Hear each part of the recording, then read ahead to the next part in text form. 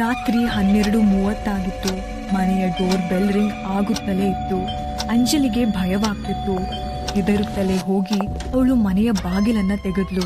ಆಗ ಒಬ್ಬ ವಯಸ್ಸಾದ ವ್ಯಕ್ತಿ ನಡುಗುತ್ತಾ ನಿಂತಿದ್ರು.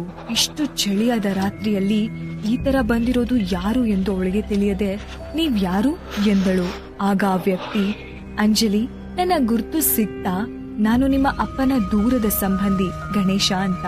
ಊರಿಗೆ ಹೋಗ್ತಾ ಇದ್ದೆ, ಕೊನೆ ಬಸ್ ಮಿಸ್ ಆಯ್ತು. ನಿಮ್ಮನೆ ಹತ್ತಿರದಲ್ಲೇ ಇದೆ ಅಂತ ನೆನ್ಪಾಯ್ತು, ಹಾಗಾಗಿ ಇಲ್ಲಿಗ್ ಬಂದೆ. ಹೌದು, ನಿಮ್ಮ ಅಪ್ಪ ಅಮ್ಮ ಎಲ್ಲಿದ್ದಾರೆ ಎಂದರು. ತುಂಬಾ ಚಳಿ ಇದ್ದಿದ್ರಿಂದ ಅಂಜಲಿ ಆ ವ್ಯಕ್ತಿಯನ್ನ ಒಳಗಡೆ ಕರೆದ್ಲು. ಅಪ್ಪ ಅಮ್ಮ ಸಂಬಂಧಿಕರ ಮದುವೆಗೆ ಅಂತ ಊರಿಗೆ ಹೋಗಿದ್ದಾರೆ, ನೀವು ಒಳಗಡೆ ಬಂದು ಕೂತ್ಕೊಳ್ಳಿ ಎಂದು ಹೇಳಿದ್ಲು. ಹಾಗೂ ನೀರು ತರುವುದಕ್ಕಾಗಿ ಆ ವ್ಯಕ್ತಿಗೆ ಹೇಳಿ ಕಿಚನ್ಗೆ ಬಂದಳು. ಹಾಗೆ ಅವಳು ತಂದೆಗೆ ಕೂಡ ಕಾಲ್ ಮಾಡಿದ್ಲು.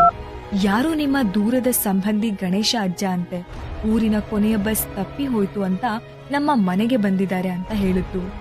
ಆಗ ಅವಳ ತಂದೆ, ಗಣೇಶ ಅಜ್ಜನ? ಅವರು ಸತ್ತು ಹೋಗಿ ಆಗ್ಲೇ 3 ತಿಂಗಳಾಗಿದೆ. ಬಂದಿರೋದು ಯಾರು ಅಂತ ಸರಿಯಾಗಿ ನೋಡು ಎಂದು ಹೇಳುವಷ್ಟರಲ್ಲೇ ಯಾರೋ ಅಂಜಲಿಯ ಹೆಗಲ ಮೇಲೆ ಕೈ ಇಟ್ಟಂತಾಯ್ತು. ಆ ಕಡೆ ಫೋನ್ನಲ್ಲಿ ಅವಳ ತಂದೆ, ಹಲೋ ಅಂಜಲಿ, ಏನಾಯ್ತು?